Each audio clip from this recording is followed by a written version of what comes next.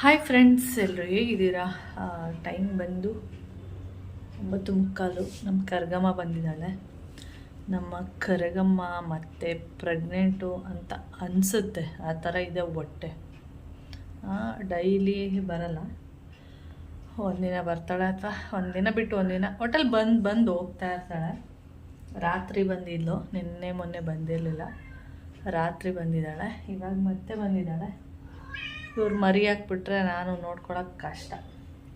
ಇವಳನ್ನ ನೋಡ್ಕೊಳ್ಳೋದೇ ನಂಗೆ ದೊಡ್ಡ ಕಷ್ಟ. ಇನ್ನು ಅದು ಮರಿ ಹಾಕಿದ್ರೆ ಅದ್ರ ಮರಿ ಎಲ್ಲ ನೋಡ್ಕೊಳಕ್ಕಾಗಲ್ಲ, ಕಷ್ಟ ಆಗ್ಬಿಡುತ್ತೆ. ಮತ್ತು ಕೆಳಗಡೆ ಒಂದು ಬೆಕ್ಕೇನಿದೆ, ಅದು ಅಷ್ಟೇ ಅವಾಗವಾಗ ಬರ್ತಾ ಇರೋದು. ಅದಕ್ಕೆ ಬೇಕಾದರೆ ಫುಡ್ಡೆಲ್ಲ ಹಾಕ್ತೀನಿ ನಾನು. ಆದರೆ ಅದನ್ನು ಮನೇಲೇ ಇಟ್ಕೊಂಡು ಸಾಕೋದಿದೆಯಲ್ಲ, ತುಂಬ ಕಷ್ಟ. ಅದಕ್ಕೆ ಫುಡ್ ಹಾಕ್ಬಿಟ್ಟು ಅದನ್ನ ಓಡಿಸ್ಬಿಡ್ತೇನೆ.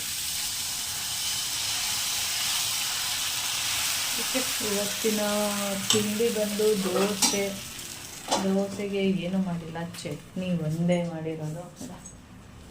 ಚಟ್ನಿ ಮಾಡಿದ್ದೀನಿ.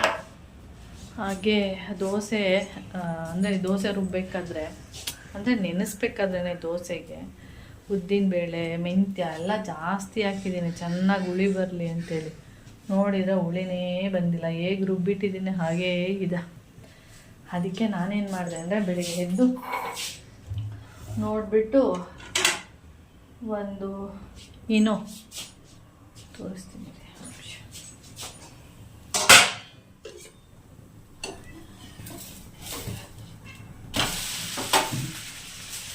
ಒಂದು ಈನೋ ಪ್ಯಾಕೆಟ್ ಹಾಕಿದ್ದೀನಿ. ಒಂದು ಪ್ಯಾಕೆಟ್ ಹಾಕಿದ್ರೆ ಸಾಕು.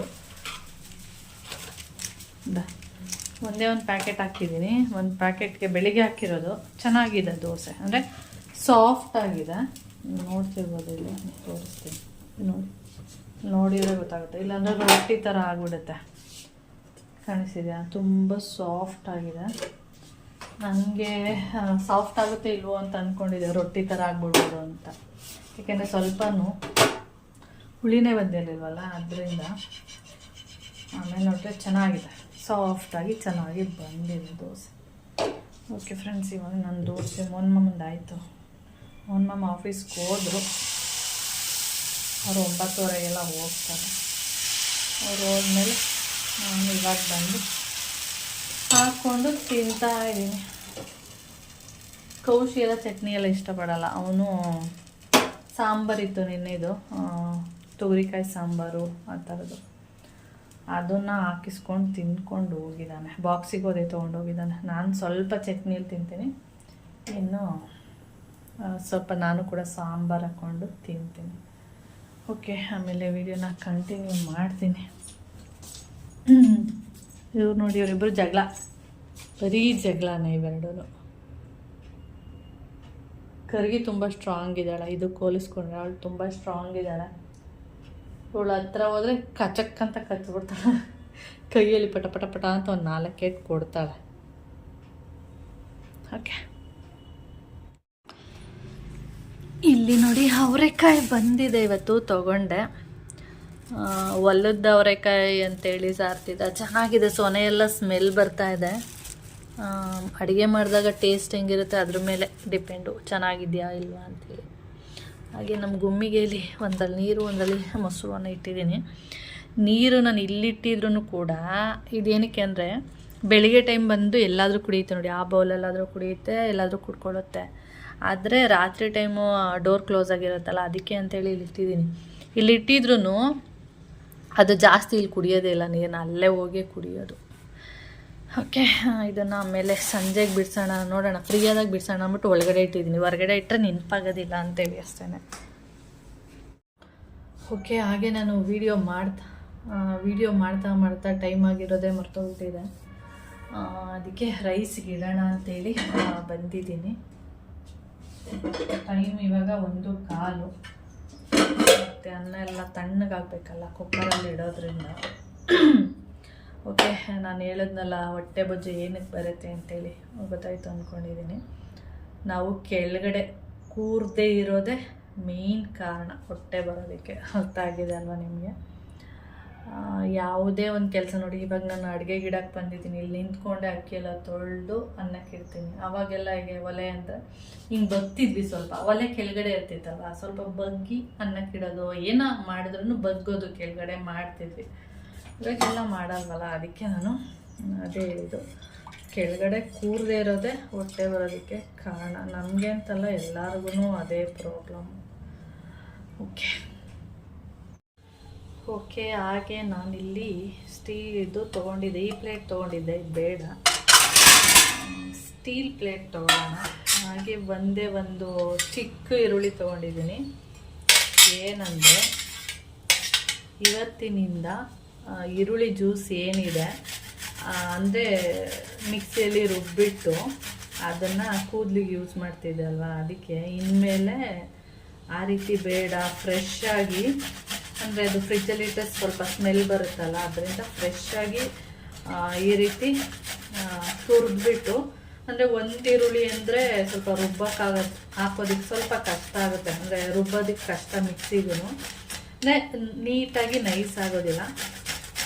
ಅದಕ್ಕೆ ಈ ರೀತಿಯಾಗಿ ಒಂದು ಈರುಳ್ಳಿನ ತೊಗೊಂಡು ತುರಿದ್ಬಿಟ್ಟು ಕೂದಲಿಗೆ ಹಚ್ಕೊಳ್ಳೋಣ ಅಂತೇಳಿ ಇಲ್ಲಿ ಬಂದಿದ್ದೀನಿ. ನೋಡೋಣ, ಇವತ್ತಿನಿಂದ ಈ ರೀತಿ ಮಾಡೋಣ ಅಂದ್ಕೊಂಡಿದ್ದೀನಿ. ಒಂದು ಈರುಳ್ಳಿ ಸಾಕಾಗುತ್ತೋ ಇವಾಗ ಗೊತ್ತಿಲ್ಲ, ಅದಕ್ಕೆ ಇಲ್ಲಿ ಇನ್ನೊಂದು ಈರುಳ್ಳಿ ಇಟ್ಕೊಂಡಿದ್ದೀನಿ. ಈ ರೀತಿ ಫ್ರೆಶ್ ಆಗಿ ಅಲ್ಲೇ ಪೇಸ್ಟ್ ಮಾಡಿ, ಅಲ್ಲೇ ಆ ಜ್ಯೂಸ್ ತೆಗೆದು ಅಲ್ಲೇ ಕೂದಲು ಹಚ್ಚೋಣ ಅಂತೇಳಿ. ಈ ಥರ ತುರಿಬೇಕು ಅಂದರೆ ಸ್ವಲ್ಪ ಕಷ್ಟ ಆಗುತ್ತೆ ಅಂತ ಮಾಡ್ತಾಯಿದ್ದೀನಿ.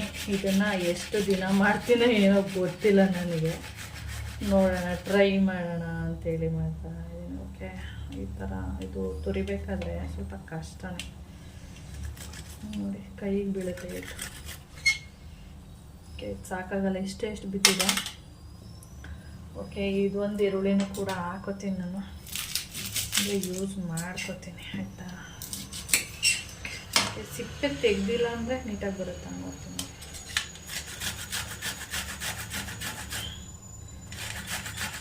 ಈ ರೀತಿ ಮಾಡಿದ್ರೆ ಅಂತ ಕೈಗೆಲ್ಲ ಏಟ್ ಬೀಳುತ್ತೆ, ಸಿಪ್ಪೆ ಎಲ್ಲ ತೆಗೆದ್ಬಿಟ್ರೆ ಅಂತ.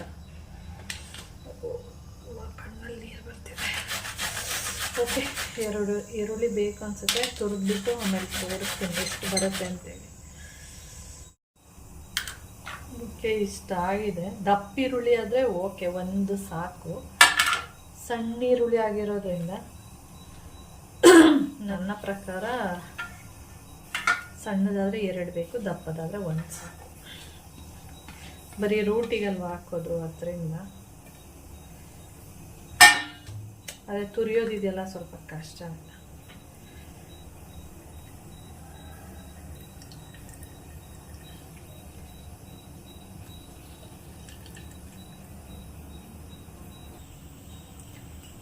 ಓಕೆ ನೋಡಿ, ಇಷ್ಟು ಜ್ಯೂಸ್ ಬಂದಿದೆ. ಇದನ್ನು ಆರಾಮಾಗಿ ರೋಟಿಗೆ ಯೂಸ್ ಮಾಡ್ಕೋಬೋದು.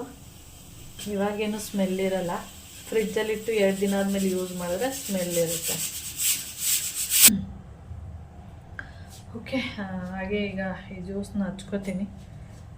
ಏನಂದರೆ ನನಗೆ ಗೊತ್ತಿಲ್ಲ ಎಷ್ಟು ದಿನ ಈ ರೀತಿ ಮಾಡ್ತೀನಿ ಅಂತ.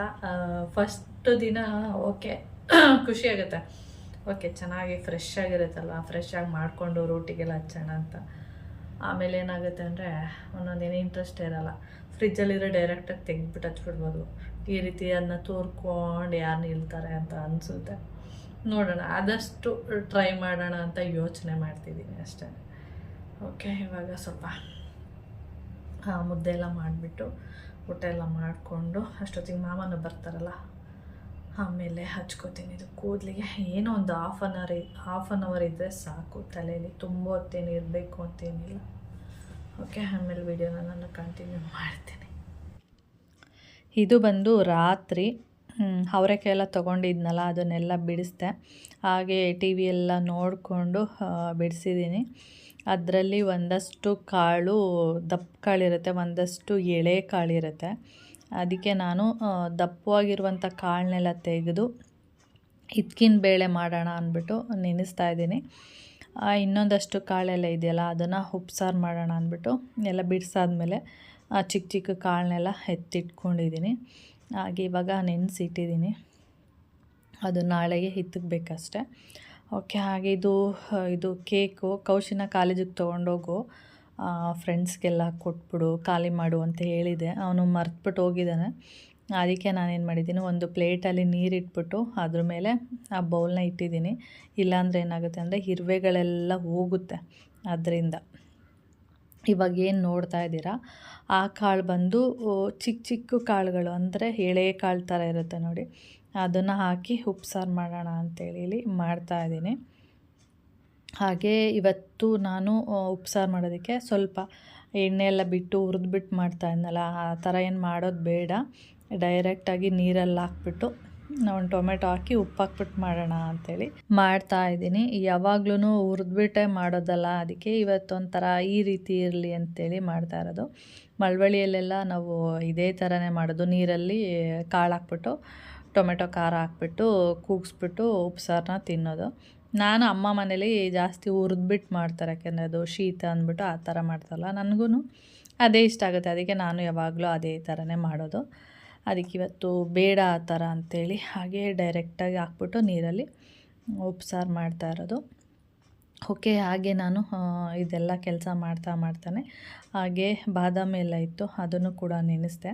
ಹಾಗೆ ಬೆಕ್ಕು ಅದು ಬಂದ್ಬಿಟ್ಟು ಕಿರ್ಚ್ತಾ ಇತ್ತು. ಇನ್ನು ಅವಳಿಗೂ ಏನಾದರೂ ಫುಡ್ಡು ಹಾಕಬೇಕಲ್ಲ, ಅಂದರೆ ಬೆಳಿಗ್ಗೆ ಒಂದು ರಾತ್ರಿ ಒಂದು ಕಾಲು ಹಾಕ್ತೀನಲ್ಲ, ಅದಕ್ಕೆ ಅದು ಕಿಚ್ಕೋತಾ ಇತ್ತು. ಅದಕ್ಕೆ ಕಾಲೆಲ್ಲ ಹಾಕ್ಬಿಟ್ಟು ಮತ್ತೆ ಒಂದೆರಡು ಕಾಲನ್ನ 2 ಭಾಗ ಮಾಡಿಟ್ಬಿಡೋಣ, ಯಾಕೆಂದರೆ ಬೆಕ್ಕಿನ ಮರಿ ಇದೆಯಲ್ಲ ಕೆಳಗಡೆ, ಅದಕ್ಕೂ ಬೆಳಿಗ್ಗೆಗೆ ಹಾಕೋದಕ್ಕೆ ಸರಿ ಹೋಗುತ್ತೆ ಅಂತೇಳಿ ಇಲ್ಲಿ ಕಟ್ ಮಾಡಿ ಇಡ್ತಾ ಇದ್ದೀನಿ ಅಷ್ಟೇ. ಓಕೆ. ಹಾಗೆ ಈ ವಿಡಿಯೋನು ಕೂಡ ಇಲ್ಲಿಗೆ ಎಂಡ್ ಮಾಡ್ತೀನಿ. ಬಾಯ್.